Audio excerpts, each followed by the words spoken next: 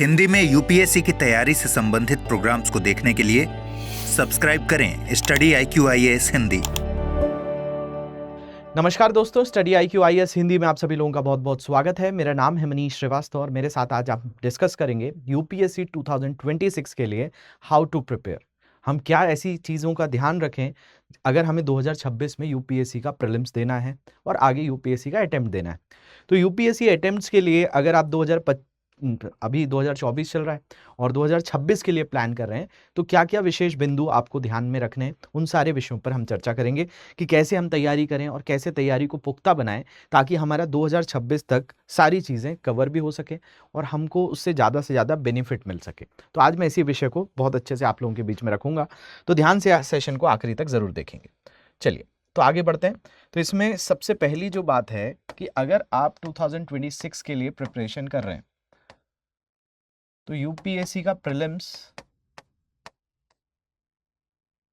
आपके पास अभी हम देखते हैं तो अभी अक्टूबर 2024 चल रहा है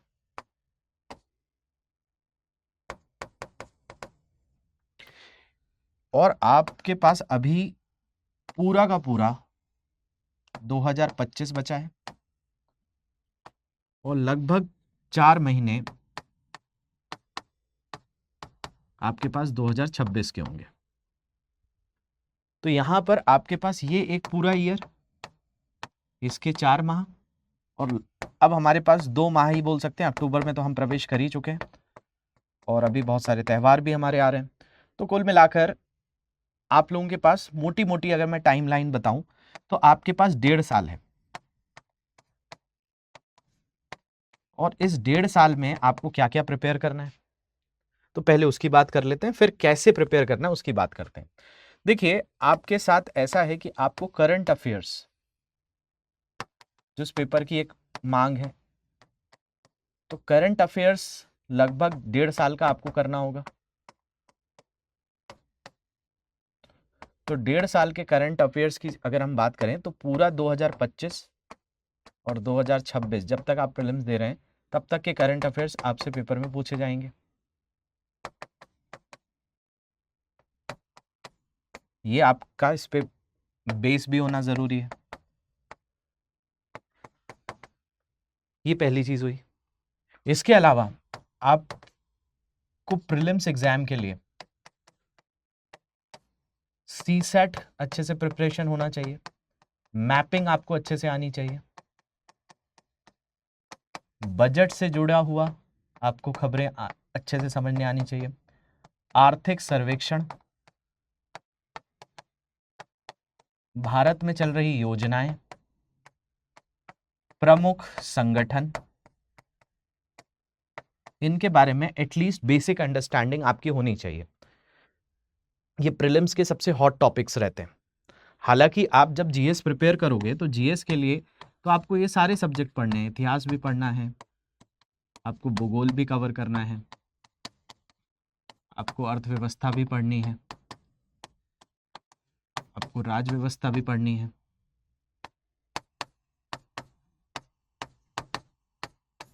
आपको पर्यावरण पारिस्थितिकी को भी कवर करना है और विज्ञान प्रौद्योगिकी को भी पढ़ना है। ये ऐसे सब्जेक्ट्स हैं जो आपके प्रीलिम्स और मेंस दोनों में आते हैं। लेकिन जैसे सीसेट का पेपर है, ये विशेष तौर पर आपको प्रीलिम्स एग्जाम के अंदर फोकस करके जाना है। तो ये आपके पास आगामी साल में जैसे बजट पेश होगा, आर्थिक सर्वेक्षण आएगा, उसके बाद 2026 में भी ये कई चीज़ें इस पे अपडेट आएंगी, तो ये सारी चीज़ें आपको करनी होंगी। इसके अलावा ये तो मैंने आपको बहुत बेसिक सी चीज़ बताई है। अगर आप प्रिपरेशन कर रहे हैं तो आपके लिए सबसे महत्वपूर्ण चीज़ है आपका ऑप्शनल सब्जेक्ट, आपका एसए का पेपर, आपका एथिक्स का पेपर।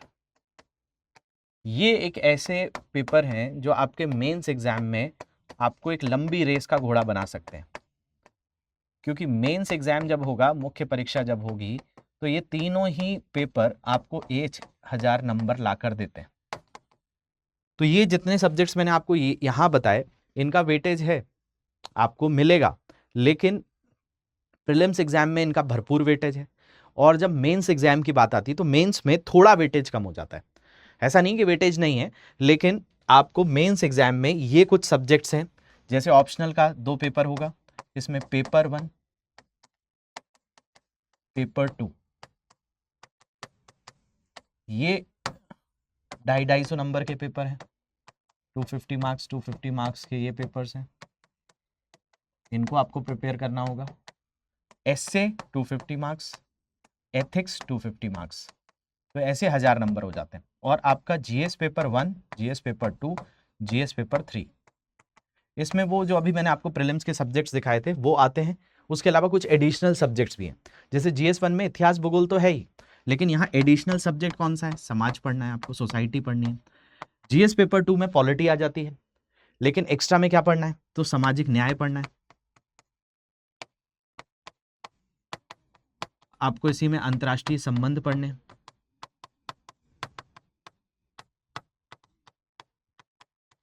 जीएस पेपर 3 में एडिशनल चीजें जो हैं वो आपको आपदा प्रबंधन और आंतरिक सुरक्षा पढ़ना है।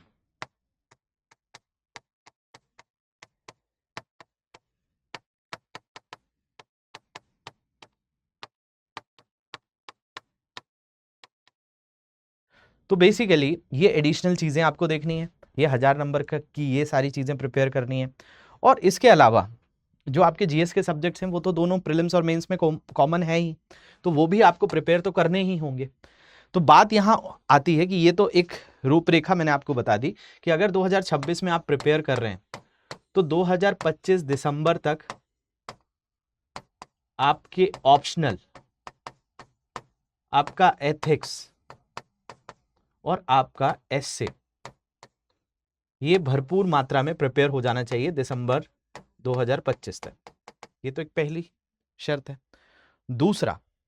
दूसरा ये है कि आपको उसके बाद समय मिलेगा, 3-4 महीने का मिलेगा, लेकिन वो रिवीजन का समय होगा।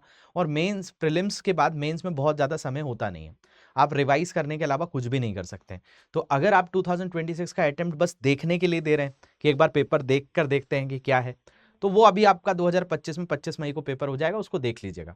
भले अटेम्प्ट मत दीजिए, पेपर मिल जाता है, आसानी से अवेलेबल हो जाएगा, यूपीएससी की वेबसाइट पे मिल जाएगा, वहां से उसको डाउनलोड करके देख लो। एक कमरे में बैठ जाओ, 2 घंटे पेपर सॉल्व करने की कोशिश करो, ऐसा माहौल देख लो। इसलिए हम अटेम्प्ट दें कि 2026 में देखते हैं, फिर 2027 में करेंगे, तो इस तरीके से आप प्रीलिम्स का पेपर अधूरा है। क्योंकि प्रीलिम्स के पेपर को अगर आप देखकर इस एग्जाम को जज कर रहे हो तो फिर आप 2-3 साल आपको लग जाएंगे इसको समझने में, क्योंकि प्रीलिम्स के पेपर में तो सीमित चीजें आ रही हैं। ये समाज नहीं आएगा, सामाजिक न्याय नहीं आएगा, अंतर्राष्ट्रीय संबंध नहीं आएंगे, आपदा प्रबंधन नहीं आएगा, आंतरिक सुरक्षा नहीं आएगी, एथिक्स का पेपर नहीं होगा, एसए का पेपर नहीं होगा, ऑप्शनल का पेपर नहीं होगा।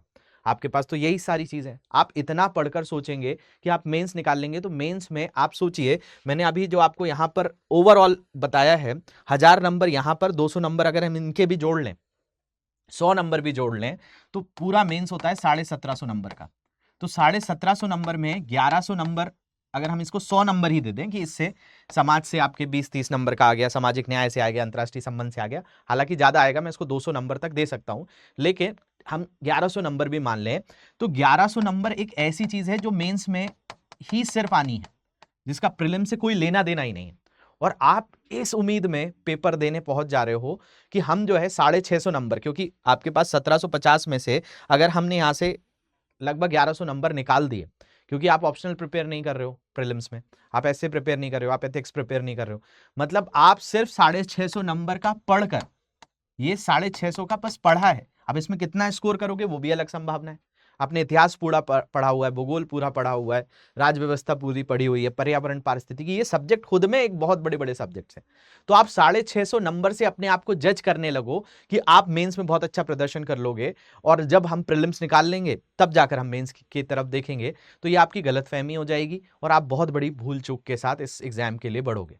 तो बात यह है कि आपकी जब प्रिपरेशन स्टार्ट हो, अभी जैसे इनिशियल फेज में हो, आपके पास लगभग 1.5 साल है, तो आपको क्या करना है, मैं यही बताने के लिए ये सेशन मैंने लिया है।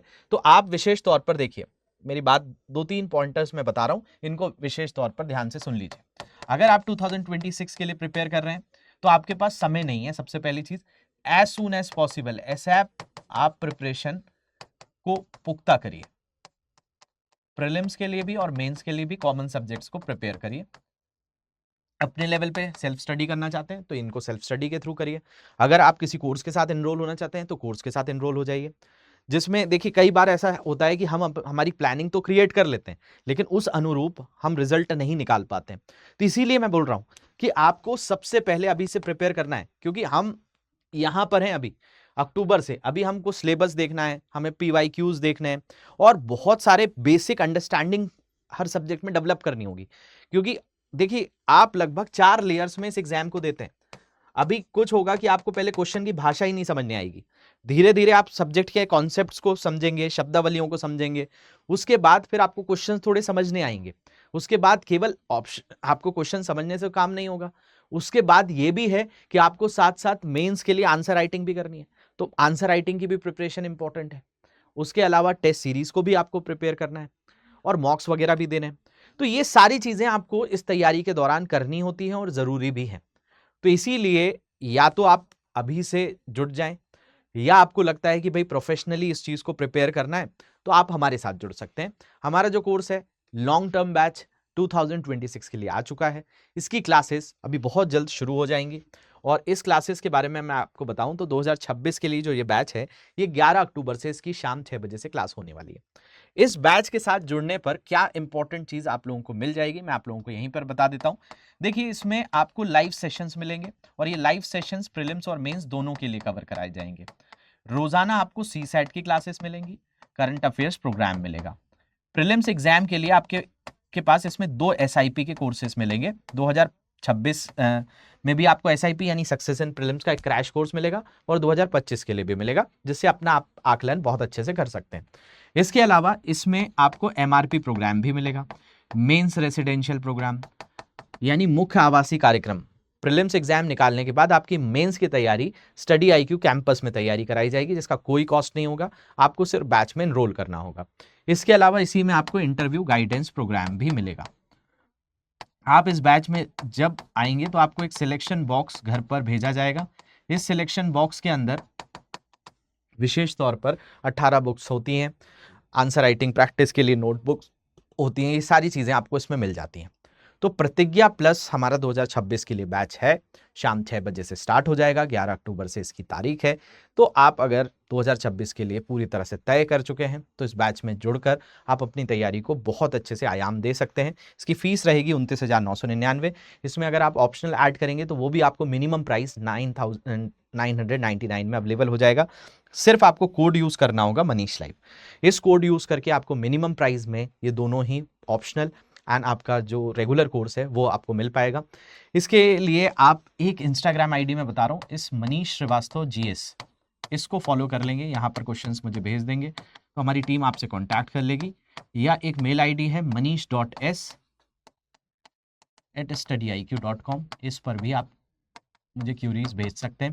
तो जो स्टूडेंट इस तरीके से इस स्थिति में है कि वो प्रिपरेशन करने के लिए तैयार हो चुके हैं और प्रिपरेशन करना चाहते हैं तो जल्दी से जाकर इसको एनरोल कर लीजिए। मनीष लाइव कोड के अलावा कोई भी कोड यूज मत करिएगा, नहीं तो जैसे आपको इसमें मैक्सिमम डिस्काउंट नहीं मिल पाएगा, तो इस चीज का विशेष तौर पर ध्यान रखेंगे। मिलता हूं मैं आपसे बैचेस में। Thank you very much for watching this. Have a great day. Hindi में UPSC की तैयारी से संबंधित प्रोग्राम्स को देखने के लिए सब्सक्राइब करें स्टडी IQ IAS हिंदी।